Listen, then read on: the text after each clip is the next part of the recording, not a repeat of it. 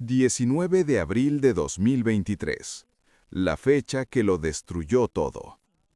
Pepe Aguilar convocó a la familia con urgencia al rancho El Zayate, en Zacatecas. Lo que estaba a punto de revelar haría que la sangre de todos se helara. El heredero del mayor legado musical de México acababa de descubrir algo imposible. Su madre, Flor Silvestre, guardó un secreto durante 60 años. Un secreto capaz de hacer estallar la historia de la dinastía Aguilar. Dentro de una caja fuerte cerrada desde 1963, Pepe encontró un documento que no debería existir. Un acta de nacimiento original. Nombre: Guillermo Javier Solís Jiménez. Fecha: 2 de septiembre de 1962. Madre: Flor Silvestre. Padre: Javier Solís, el rey del bolero ranchero, el hombre que murió en 1966, el ídolo de México. El niño nació 8 meses antes de la muerte de Javier Solís, en un hospital privado de Guadalajara que ya no existe. Tras 3 meses de análisis forense, el fiscal general de Jalisco, Ricardo Sánchez Berúben, confirmó: el documento es auténtico. Las preguntas ahora arden como fuego. ¿Durante cuánto tiempo Flor Silvestre ocultó a este hijo? ¿Quién más en la familia lo sabía?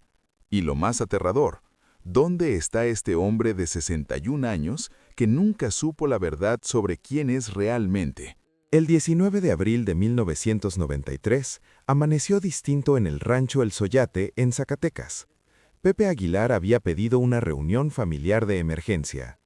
No explicó razones por teléfono ni dio pistas, solo insistió en que todos debían estar presentes sin falta. El ambiente desde temprano era de inquietud. La fecha tenía un peso especial. Ese mismo día se cumplían exactamente 57 años de la muerte de Javier Solís, fallecido en 1966. Cuando la familia estuvo reunida, Pepe apareció con una caja fuerte antigua, pequeña, visiblemente desgastada por el tiempo. Explicó que había sido encontrada durante una revisión de archivos antiguos del rancho en una bodega que no se abría desde principios de los años 60.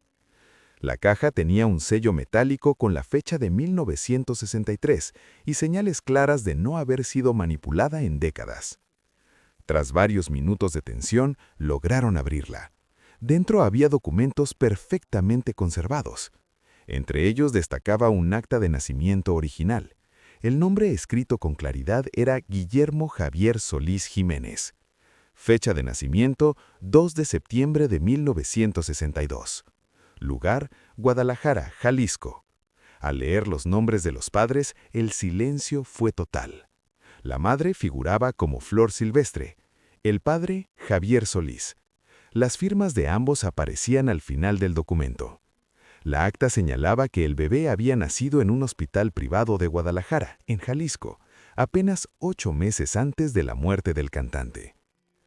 Pepe explicó que, consciente de la gravedad del hallazgo, decidió no compartirlo de inmediato. Durante 3 meses solicitó una investigación formal.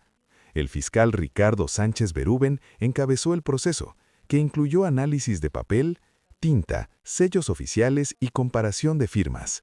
También se revisaron registros civiles y archivos médicos.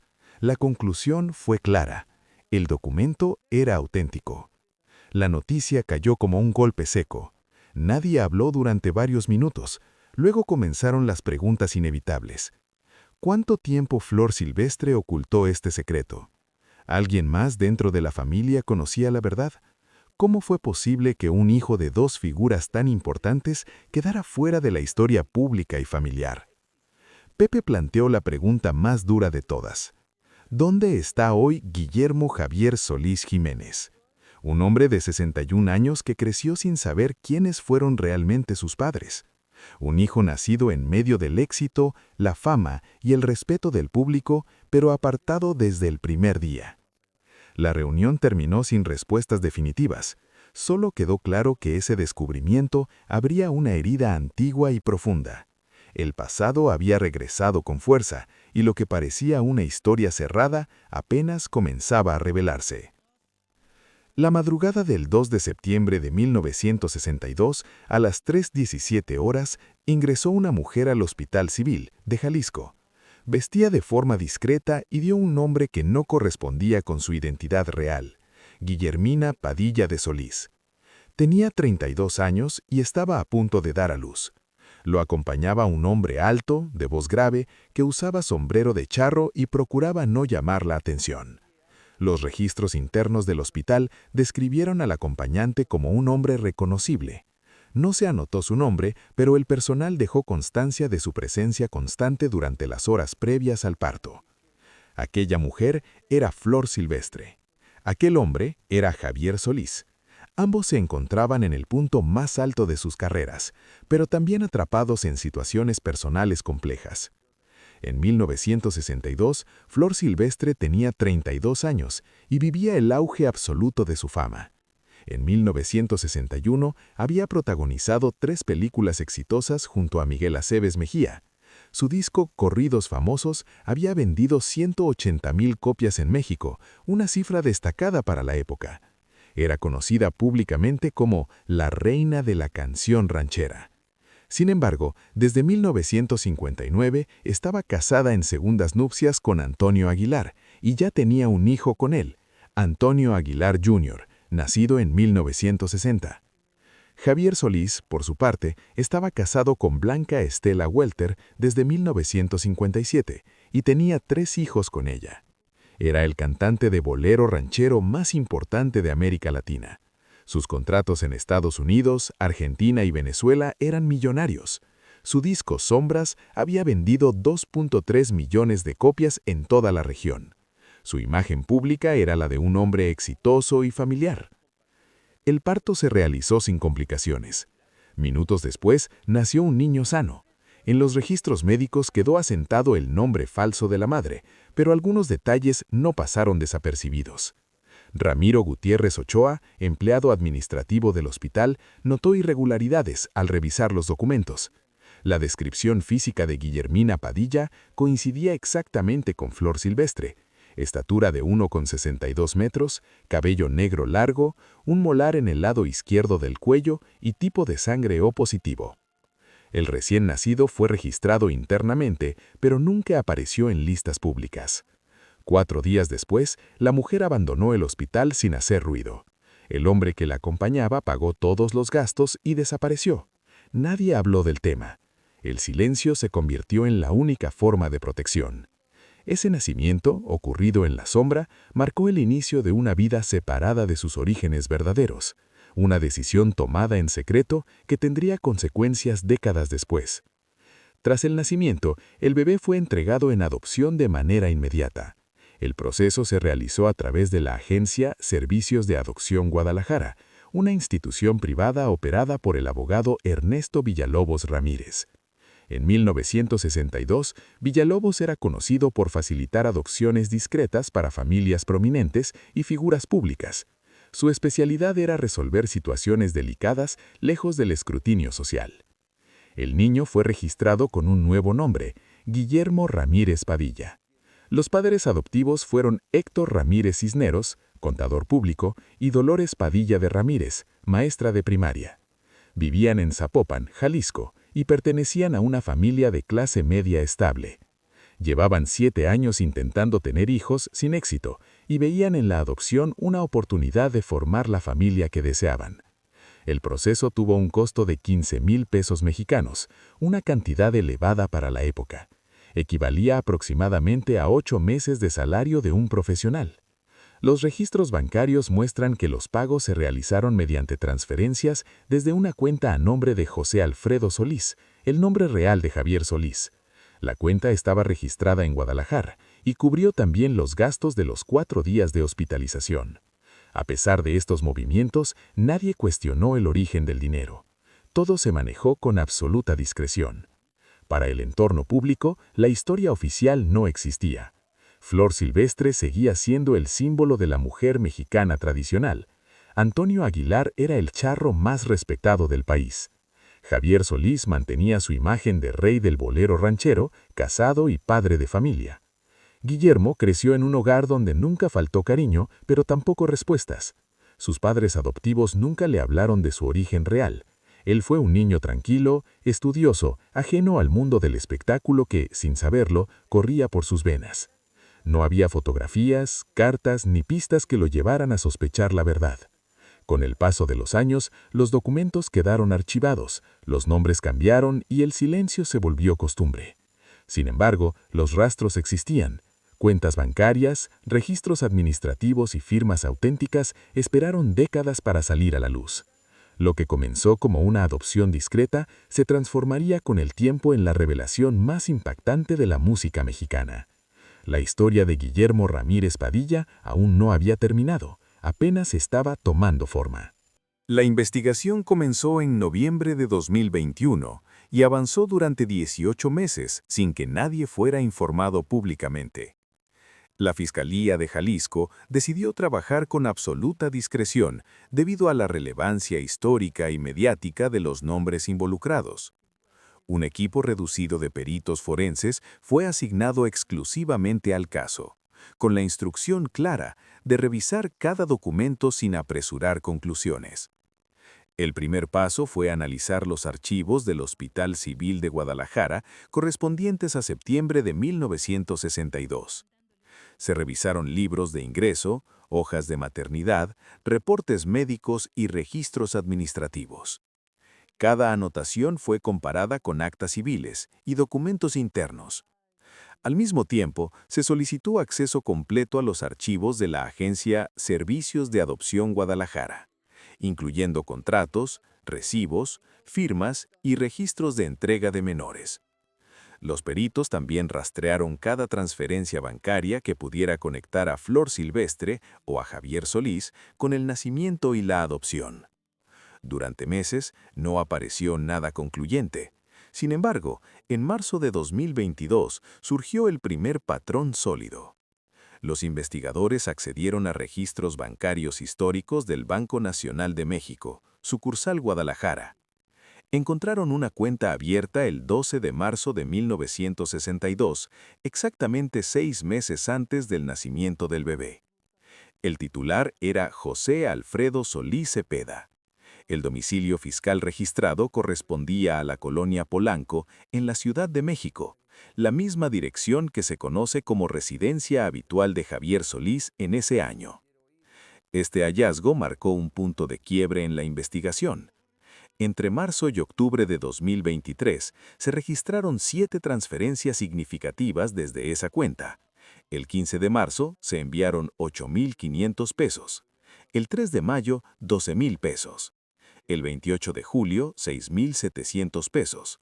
El 4 de septiembre, 2 días después del nacimiento, se transfirieron 15,000 pesos. El 20 de septiembre se enviaron 8,200 pesos. El 8 de octubre, 11,500 pesos. Finalmente, el 15 de noviembre, se registró un pago de 9,400 pesos. El total ascendía a 71,300 pesos mexicanos, una verdadera fortuna para 1962 y equivalente a más de 950,000 pesos actuales. Todos los pagos tenían como destino el Hospital Civil de Guadalajara o Servicios de Adopción Guadalajara. No había otros beneficiarios. La regularidad y el propósito de las transferencias reforzaron la hipótesis de un plan cuidadosamente organizado. Al comparar documentos, los peritos detectaron discrepancias relevantes. El acta de nacimiento original indicaba que el bebé pesó 3,4 kilogramos al nacer. Sin embargo, el certificado médico anexado al proceso de adopción, fechado 5 días después, registraba un peso de 3,1 kilogramos. La pérdida era excesiva para un recién nacido sano y sugería un periodo de separación o estrés neonatal no documentado oficialmente. Cada hallazgo sumaba una pieza más al rompecabezas. Para marzo de 2023, la investigación ya no era una sospecha aislada, sino una reconstrucción sólida de hechos cuidadosamente ocultos durante décadas. En julio de 2022 ocurrió un giro inesperado. Una persona contactó de manera anónima a la Fiscalía y solicitó declarar.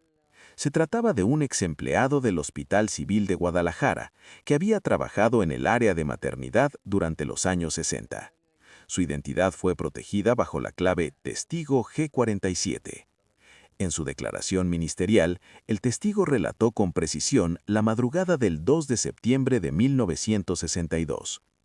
Afirmó que estaba de guardia cuando llegó una pareja elegante, visiblemente nerviosa y claramente perteneciente a la alta sociedad. La mujer presentaba trabajo de parto avanzado. El hombre intentaba mantenerse sereno, pero su preocupación era evidente. El testigo aseguró que reconoció la voz del hombre casi de inmediato, ya que escuchaba sus canciones con frecuencia en la radio. Estaba convencido de que se trataba de Javier Solís. Según su relato, la mujer dio a luz alrededor de las 3 de la madrugada. Escuchó cuando el médico anunció que era un niño sano con un peso de 3.4 kilogramos. Lo que más impactó al testigo fue la reacción del hombre. Dijo que Javier Solís abrazó a la mujer y lloró. Aclaró que esa escena quedó grabada en su memoria porque en esa época era muy raro ver a un hombre llorar, y mucho menos a alguien famoso.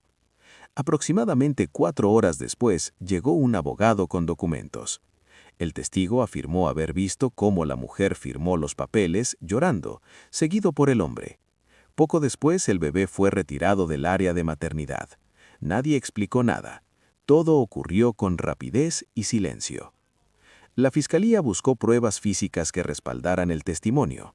En los archivos permanentes del Hospital Civil de Guadalajara se localizó una caja etiquetada como Registros Maternidad 2016. Dentro había 4 fotografías en blanco y negro del bebé registrado como Guillermo Ramírez Padilla, tomadas el 3 de septiembre de 1962, un día después de su nacimiento, como parte del protocolo hospitalario. En una de las imágenes se observaba parcialmente, en el borde izquierdo, el rostro de una mujer inclinada sobre el versero. Peritos en identificación facial del Instituto Nacional de Ciencias Forenses compararon esa imagen con fotografías conocidas de Flor Silvestre tomadas en 1962. El resultado fue una concordancia facial del 97.7%. Con ese nivel de coincidencia, la investigación ya no era solo documental. La historia comenzaba a tener rostro, memoria y evidencia visual. El 15 de octubre de 1962, Flor Silvestre y Antonio Aguilar celebraron su 3er aniversario de matrimonio con una gran fiesta en el rancho El Soyate, en Zacatecas. Asistieron a más de 200 personas, entre artistas, políticos y amigos cercanos. El evento fue ampliamente documentado por la prensa. En noviembre de 1962, la revista Cine Mundial publicó una fotografía del matrimonio.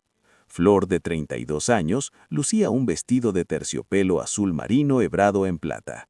Antonio, de 44 años, vestía uno de sus trajes de charro más elegantes. En brazos sostenían a su hijo Antonio Jr., de 2 años, mientras brindaban con champán francés.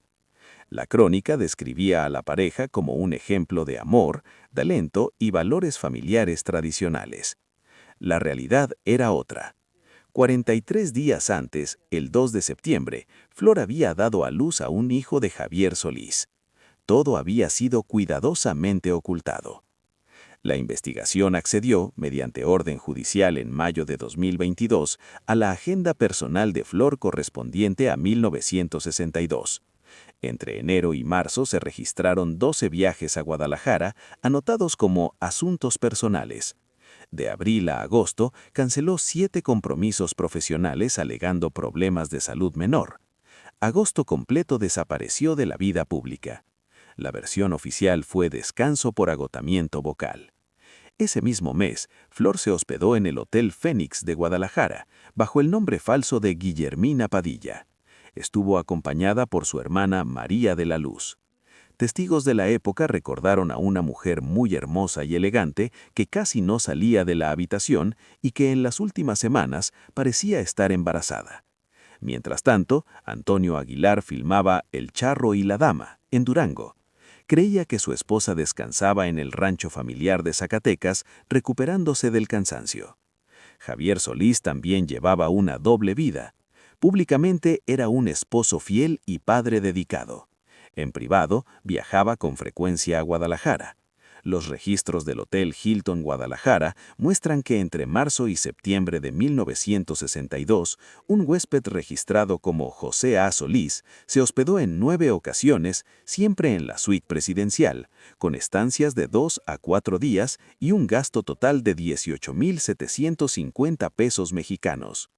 Nada fue improvisado. Cada movimiento respondió a un plan preciso. Un plan diseñado para proteger imágenes públicas, aunque el costo fuera una vida marcada por el silencio. En marzo de 2022, como parte de la investigación judicial, la Fiscalía de Jalisco obtuvo una orden para abrir una caja de seguridad del Banco Nacional de México. La caja había pertenecido a Javier Solís y permanecía intacta desde los años 60. Nadie de la familia había reclamado su contenido en décadas. Cuando fue abierta, los investigadores entendieron que estaban frente a una pieza clave de la historia. Dentro se encontraron 13 cartas escritas a mano, todas fechadas entre mayo y agosto de 1962. La caligrafía fue analizada por peritos grafoscópicos y coincidió plenamente con escritos conocidos de Javier Solís. Las cartas estaban dirigidas a una persona identificada solo como GJ, iniciales que los investigadores asociaron con Guillermina Jiménez, el nombre real de Flor Silvestre. El contenido de las cartas revelaba una relación profunda, cargada de culpa, miedo y pasión. No eran mensajes casuales ni improvisados. Cada hoja mostraba reflexiones largas, pensamientos ordenados y una angustia constante por lo que estaban viviendo. En una carta fechada el 15 de julio de 1962, Javier escribía que no podía dormir pensando en ella y en lo que venía. Reconocía que lo que habían hecho estaba mal ante los ojos de Dios y de la sociedad. Aceptaba que ambos estaban casados y que esa relación no debía existir. Sin embargo, también confesaba que lo que sentía era más fuerte que cualquier promesa hecha antes. Mencionaba directamente al hijo que ella esperaba, y lo describía como la prueba de un amor que nunca debió nacer, pero que era lo más real que había sentido en su vida. Explicaba que cuando el niño naciera, aunque tuviera que verlo crecer desde lejos, sabría que una parte de ambos seguiría viva en el mundo. Otra carta, fechada el 28 de agosto de 1962, apenas 5 días después del nacimiento, mostraba un tono aún más desesperado. Javier escribía que viajaría a Guadalajara para estar con ella. Aclaraba que Blanca creía que tenía grabaciones pendientes y que Antonio pensaba que Flor estaba descansando. Admitía que todo era mentira. Afirmaba que la única verdad era que iba a conocer a su hijo y que después tendría que fingir por el resto de su vida que no existía. Cerraba diciendo que esa decisión lo estaba destruyendo por dentro. El 15 de marzo de 2023, la Fiscalía de Jalisco obtuvo permisos federales para intervenir archivos históricos de telecomunicaciones. Aunque no existían grabaciones telefónicas de 1962, sí se conservaron registros de llamadas de larga distancia. El análisis reveló 47 llamadas entre el número de la residencia de Javier Solís, en la Ciudad de México, y el número del Hotel Fénix de Guadalajara, entre enero y septiembre de 1962. El costo total fue de 2,340 pesos mexicanos, una suma extraordinaria para la época, considerando que una llamada de 3 minutos costaba aproximadamente 50 pesos. Aquellas llamadas confirmaban que el contacto entre ambos fue constante, planeado y sostenido. Las cartas ya no eran solo palabras, estaban respaldadas por hechos verificables. El 8 de abril de 2023 se realizó una reunión decisiva en las oficinas de la Fiscalía de Jalisco, en Guadalajara. Estuvieron presentes el fiscal Ricardo Sánchez Berúben, la subprocuradora Patricia Morales Ochoa, el perito en documentoscopía forense Edmundo Vargas Salinas y el abogado de la familia Aguilar, Fernando Guzmán Torres. Sobre la mesa estaba el expediente completo, resultado de 18 meses de investigación silenciosa. Después de revisar nuevamente las pruebas, el fiscal tomó una decisión que sabía tendría consecuencias profundas. Ordenó buscar a Guillermo Ramírez Padilla. Señaló que si estaba vivo tenía 61 años y el derecho constitucional de conocer la verdad sobre sus padres biológicos. También afirmó que la familia Aguilar tenía derecho a saber que existía un medio hermano. El dilema no fue sencillo. El fiscal sabía que avanzar significaba afectar la imagen intachable de Flor Silvestre, quien ya había fallecido el 25 de noviembre de 2020 y ya no podía defenderse. Sin embargo, sostuvo que la verdad debía prevalecer sobre el mito, sin importar que se tratara de leyendas de la música mexicana. El 19 de abril de 2023, a las 9:47 de la mañana, un equipo de 8 investigadores partió rumbo a Zapopan, acompañado por 2 peritos en genética forense. Llevaban una orden judicial para contactar a Guillermo Ramírez Padilla y solicitarle, de manera voluntaria, una muestra de ADN. No hubo sirenas ni cámaras, solo el silencio de una mañana de abril en la tranquila colonia Chapalita. La casa se encontraba en la calle Volcán Iztaccíhuatl, número 342. Era una vivienda modesta pero bien cuidada, de 2 pisos, fachada color beige y un pequeño jardín con bugambilias moradas. En la entrada había una placa que decía Ramírez Cisneros Contadores Públicos. Un Toyota Corolla gris modelo 2018 estaba estacionado en la cochera. La puerta fue abierta por un hombre de alrededor de 60 años. Tenía complexión media, aproximadamente 1,75 m de estatura, cabello negro con canas en las sienes, ojos café oscuro y tez morena clara. Vestía pantalón de mezclilla, camisa a cuadros y zapatos casuales. Su rostro reflejaba confusión.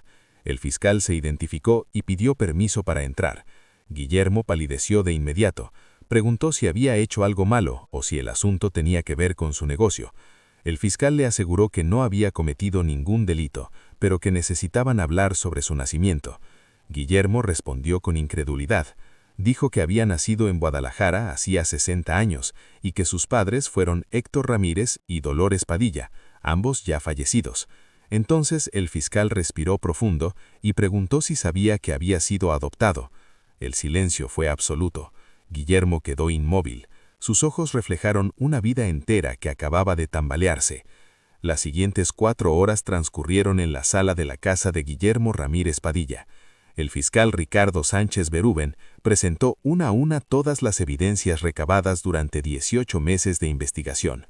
Sobre la mesa se colocaron copias certificadas del acta de nacimiento original del 2 de septiembre de 1962 y el certificado de adopción fechado 5 días después.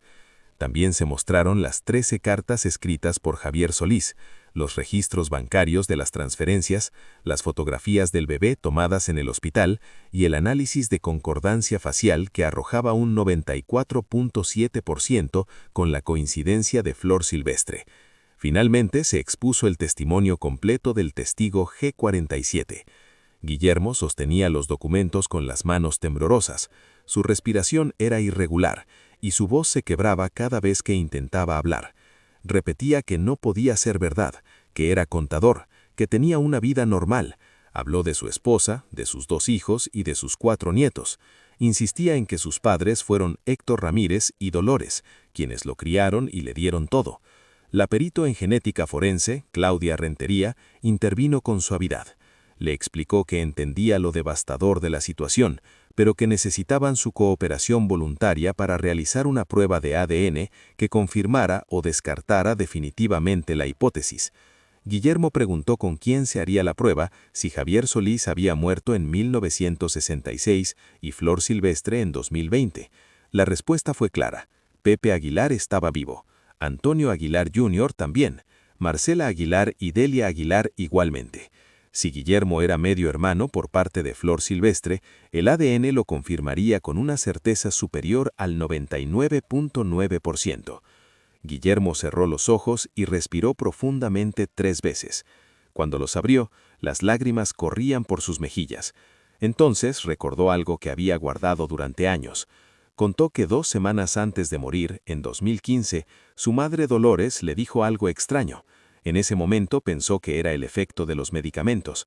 Relató que ella le tomó la mano y le dijo que había sido el mejor regalo que la vida les dio a ella y a su padre, pero que debía saber que su sangre venía de gente muy importante. Dijo que su verdadera madre era una reina y su verdadero padre tenía la voz de un ángel. Le pidió que algún día entendiera y que no los odiara por haberlo dado en adopción. Aseguró que lo amaban, pero no podían quedarse con él. En la sala no se escuchó ningún sonido. El silencio lo dijo todo. El 22 de abril de 2023, apenas 3 días después del primer encuentro con la Fiscalía, Guillermo Ramírez Padilla tomó una decisión que cambiaría su vida para siempre. De manera voluntaria, aceptó someterse a una prueba de ADN. A las 11:30 de la mañana, en el Laboratorio Forense Central de Guadalajara, la doctora Claudia Rentería tomó la muestra siguiendo todos los protocolos legales y científicos. Guillermo estaba sereno, pero su mirada reflejaba una mezcla de miedo, expectativa y resignación. De forma paralela, ese mismo día, a las 3:45 de la tarde, el fiscal Ricardo Sánchez Berúben realizó una llamada formal a Pepe Aguilar. La conversación duró 47 minutos y quedó registrada íntegramente en el expediente judicial JA 2023-7. La reacción inicial de Pepe fue de incredulidad absoluta. Insistió en que aquello era imposible y defendió la imagen de su madre como una mujer de valores firmes, incapaz de tener un hijo fuera del matrimonio y entregarlo en adopción. Aseguró que debía existir un error grave. El fiscal explicó con calma la cantidad de pruebas acumuladas, documentos oficiales, registros bancarios, fotografías, cartas y testimonios protegidos. Pepe guardó silencio durante casi 2 minutos completos. Al final, con la voz quebrada, reconoció que si aquello resultaba cierto, necesitaba conocer a Guillermo, no solo como un hecho legal, sino como un hermano al que debía mirar a los ojos. El 25 de abril de 2023, Pepe Aguilar acudió a un laboratorio privado certificado en la Ciudad de México para donar su muestra de ADN. El proceso fue rápido, pero el peso emocional fue enorme. Ambos análisis fueron enviados a comparación genética avanzada. El 12 de mayo de 2023, a las 2:17 de la tarde, llegaron los resultados preliminares a la Fiscalía. La doctora Rentería llamó de inmediato al fiscal, le pidió que revisara los resultados sin demora.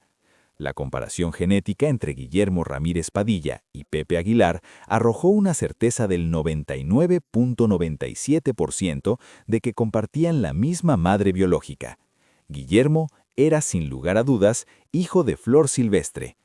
Se realizó un análisis adicional utilizando marcadores del cromosoma Y, que se transmite de padre a hijo varón. Para ello, un nieto reconocido de Javier Solís III, aceptó participar voluntariamente. El resultado mostró una concordancia del 99.94%. La conclusión fue irrefutable. Guillermo Ramírez Padilla era hijo biológico de Flor Silvestre y de Javier Solís. El impacto del hallazgo era difícil de dimensionar. Un hombre de 60 años, contador de profesión, sin interés especial en la música más allá de escuchar canciones en la radio, que pasaba los fines de semana con sus nietos y jugaba dominó cada jueves. Resultó ser el hijo secreto de voz de las figuras más grandes de la música mexicana. El doctor Edmundo Vargas Salinas, perito en genética forense con más de 23 años de experiencia y doctorado por la UNAM, explicó los resultados en una conferencia de prensa el 15 de mayo de 2023. Detalló que el análisis incluyó ADN autosómico y cromosoma Y, con un costo total de 127.500 pesos mexicanos y 17 días hábiles de procesamiento. La ciencia había hablado, ya no había espacio para dudas. El 15 de mayo de 2023, a las 4:32 de la tarde, Pepe Aguilar se encontraba en un estudio de grabación en Los Ángeles. Trabajaba en arreglos musicales para su próximo álbum, acompañado por su productor Gustavo Santaolalla y 2 ingenieros de sonido. El ambiente era relajado, hasta que su teléfono vibró. Al ver el nombre del fiscal Ricardo Sánchez Berúben en la pantalla, algo se quebró en su interior. Al contestar, su rostro palideció de inmediato. El lápiz que sostenía cayó al suelo, se quitó los audífonos con manos temblorosas y solo alcanzó a preguntar si los resultados eran completamente seguros. Escuchó en silencio durante 3 minutos sin interrumpir. Al colgar, se dejó caer al suelo del estudio, apoyando la espalda contra la pared y cubriéndose el rostro con ambas manos. Murmuró apenas audible que su madre había tenido un hijo con Javier Solís y que tenía un hermano de 60 años que nunca supo que existía. Gustavo Santaolalla recordaría después, en una entrevista concedida a Proceso en junio de 2023, que nunca había visto a Pepe en ese estado. Dijo que lo vio derrumbarse por completo, llorar durante 20 minutos sin poder detenerse, como si toda su historia familiar hubiera colapsado en una sola llamada. 2 días después, el 17 de mayo de 2023, el abogado albacea de la herencia de Flor Silvestre, Armando Pérez Ochoa, cumplió instrucciones muy específicas dejadas en su testamento. Dichas instrucciones solo debían ejecutarse si la verdad sobre Guillermo salía a la luz. Ese día, entregó a Pepe una pequeña caja suelta que había estado guardada en el rancho El Soyate desde 1963.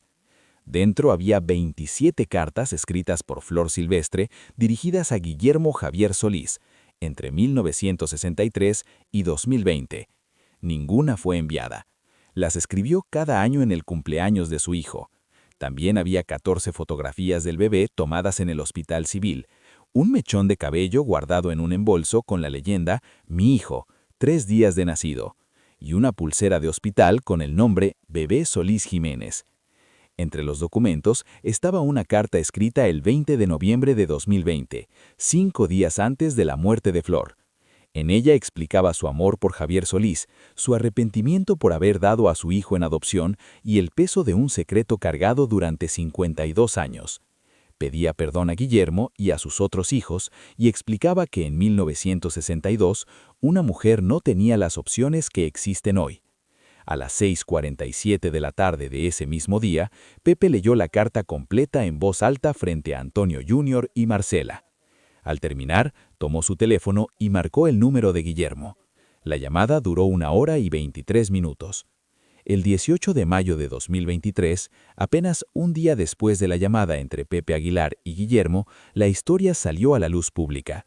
Pepe publicó un mensaje en su cuenta oficial de Instagram, seguida por más de 4.7 millones de personas. Acompañó el texto con una fotografía en blanco y negro de Flor Silvestre tomada en 1962.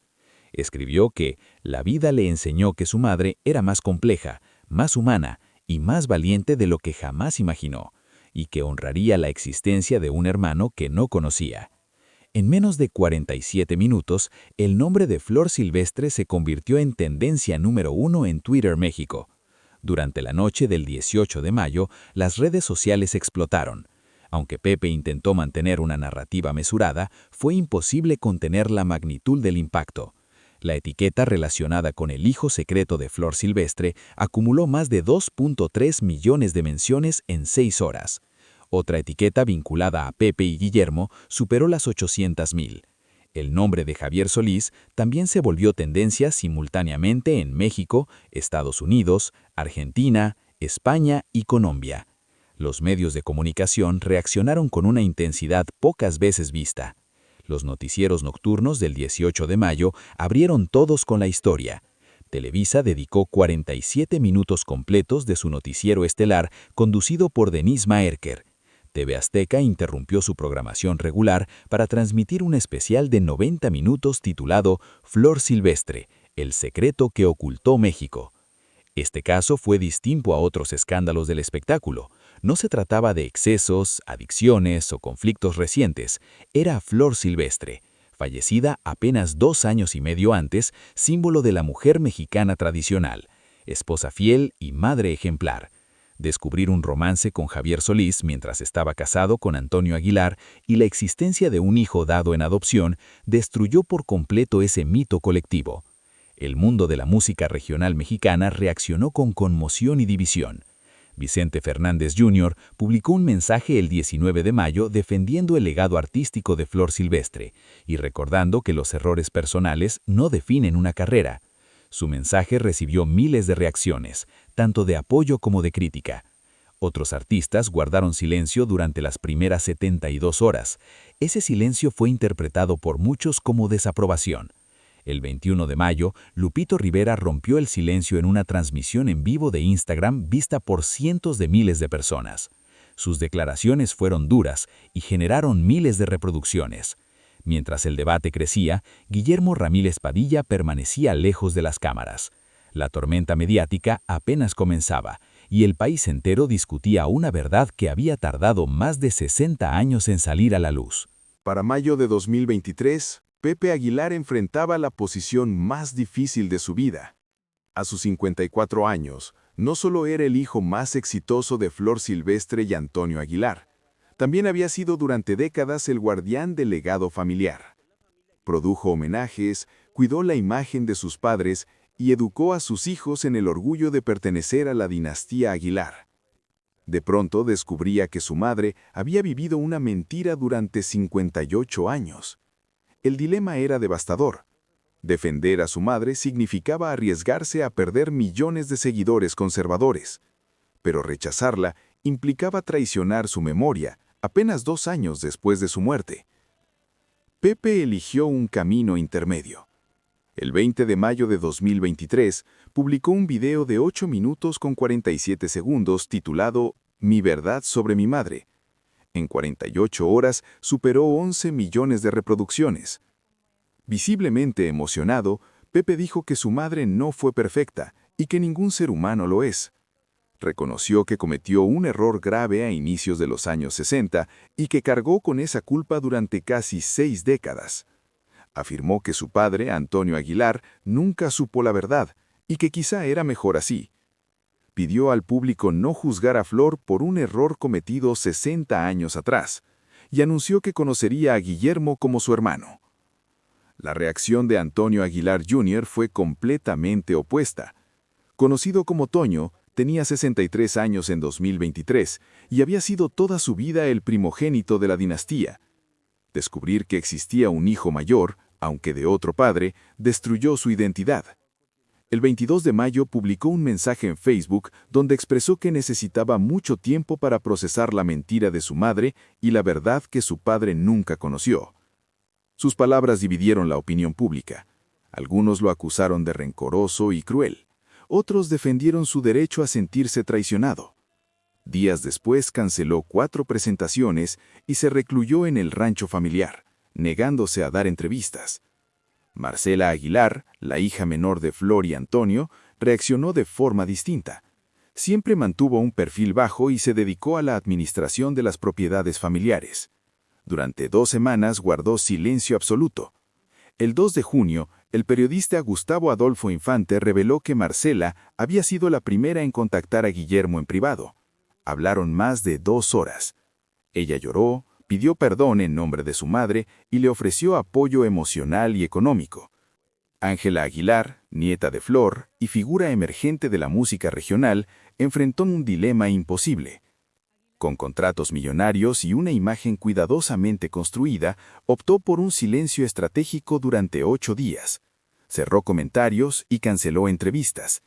La presión fue enorme y las marcas comenzaron a revisar acuerdos. Finalmente, el 26 de mayo, publicó un mensaje donde reconoció la complejidad de su abuela y expresó su deseo de conocer a Guillermo. Leonardo Aguilar fue más directo. En una transmisión en vivo afirmó que su abuela cometió un error, pero que eso no la definía como persona. Declaró que Guillermo era su tío y que lo trataría como familia.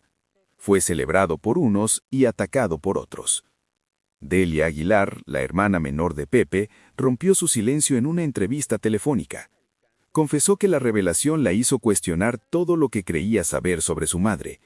Sus palabras generaron cientos de miles de reacciones. La familia Aguilar, siempre mostrada como un bloque sólido, se fragmentaba públicamente. El drama ya no era privado.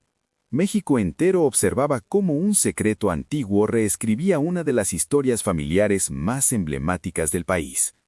El 28 de junio de 2023, la revista Proceso publicó una investigación de 14 páginas que cambió el rumbo del caso. Bajo el título El precio del secreto, los periodistas Álvaro Delgado y Genaro Villamil documentaron el rastro financiero de Flor Silvestre y Javier Solís en 1962. Para ello contaron con el apoyo del despacho Auditoría Forense México, dirigido por el contador Rodrigo Hernández Salgado. Los peritos analizaron extractos bancarios conservados en archivos históricos del Banco de México. Detectaron un patrón claro. Durante 1962, Javier Solís realizó 23 retiros en efectivo por un total de 187,400 pesos. La cifra era extraordinaria, considerando que el ingreso anual promedio de un profesional rondaba los 24,000 pesos. Al comparar esos retiros con los gastos conocidos de Javier, Como hipoteca, familia, músicos y regrabaciones, surgió una discrepancia de aproximadamente 143,000 pesos sin explicación. La hipótesis fue directa: pagos relacionados con el embarazo secreto de Flor. El análisis también reveló que Flor realizó 7 depósitos en efectivo entre febrero y agosto de 1962 en una cuenta a nombre de su madre, Luz Pabellón de Jiménez, una mujer de 77 años sin ingresos documentados. Los depósitos sumaron 34,800 pesos. Para los expertos, Flor utilizó la cuenta de su madre como intermediaria para ocultar gastos. El 15 de julio, El Financiero publicó otra investigación que confirmó la existencia de una red informal durante la época de oro del cine mexicano. Abogados, médicos, agencias de adopción y periodistas ayudaban a las estrellas a ocultar escándalos. Embarazos no deseados, hijos ilegítimos y relaciones prohibidas se resolvían mediante dinero y contactos. Varios testimonios reforzaron esta versión. Una ex recepcionista del Hotel Fénix recordó a una mujer elegante registrada como Guillermina Padilla, claramente embarazada. El hijo del abogado que gestionó la adopción narró conversaciones inquietantes escuchadas en su infancia. Un médico residente del Hospital Civil confesó haber atendido el parto de Flor y haber sido pagado para guardar silencio. Una enfermera corroboró que la cantante lloró durante horas pidiendo perdón a Dios. Incluso un medio hermano de Javier Solís declaró que el cantante le confesó meses antes de morir la existencia de un hijo que nunca podría reconocer. La imagen pública de Javier comenzó a cambiar. Ya no era solo el ídolo perfecto, sino un hombre atormentado por la culpa. La red que lo protegió también quedaba expuesta. La pregunta era inevitable. Si esto ocurrió con Flor y Javier, ¿cuántas historias similares siguen enterradas en el pasado del espectáculo mexicano? Tras la conferencia del 12 de junio de 2023, Guillermo Ramírez Padilla desapareció del ojo público durante 11 días. Más de 30 reporteros acamparon frente a su casa en Zapopan, sin obtener respuesta. Cortinas cerradas, luces apagadas y silencio absoluto. Su estado emocional era devastador. Según su esposa, apenas dormía, tenía pesadillas constantes y revivía el momento de su separación como un trauma infantil. Perdió peso, desarrolló gastritis aguda y su presión arterial alcanzó niveles peligrosos. El impacto también golpeó a sus hijos. Uno enfrentó cuestionamientos profesionales injustos. La otra recibió miles de mensajes crueles y tuvo que cerrar sus redes sociales y recurrir a medicación. En medio del caos, Guillermo escribió una carta a sus hijos. En ella expresó su confusión, su gratitud hacia Héctor y Dolores y el dolor por las consecuencias que ellos ahora enfrentaban. Afirmó que el apellido no los definía, pero sabía que el mundo ya los veía distinto. El 21 de junio, Pepe Aguilar tomó una decisión crucial.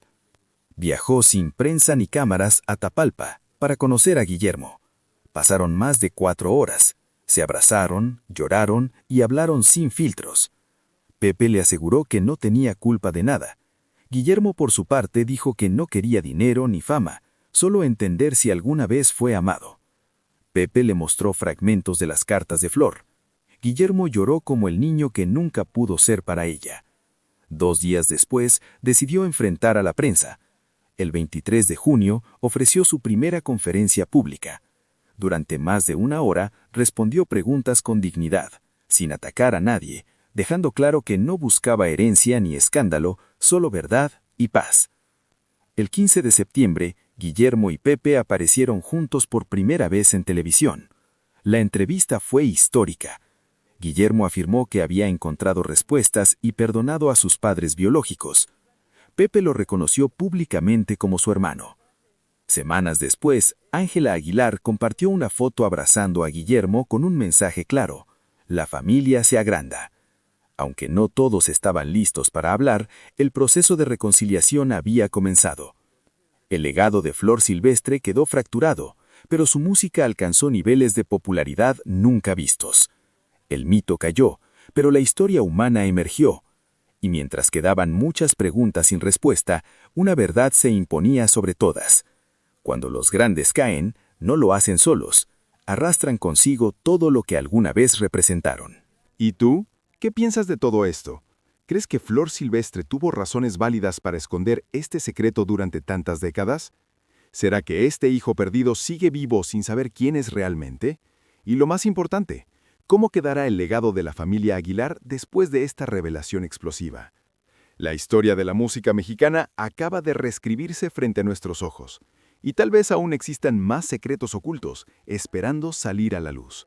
Deja tu comentario aquí abajo, queremos saber tu opinión sobre este caso que impactó a todo México. ¿Crees que la familia lo sabía? ¿Qué debería pasar ahora? Si esta historia te dejó impresionado, suscríbete al canal para no perderte ninguna revelación sobre los secretos detrás de la música latina. Son historias reales que nadie te cuenta. Y activa la campanita de notificaciones, porque muy pronto traeremos más detalles exclusivos sobre este caso, incluyendo posibles testimonios de la familia y lo que ha sucedido en los últimos meses. Comparte este video con quien también necesita conocer la verdad detrás de los más grandes íconos de la música mexicana. Hasta el próximo video. Y recuerda, la verdad siempre sale a la luz, no importa cuánto tarde.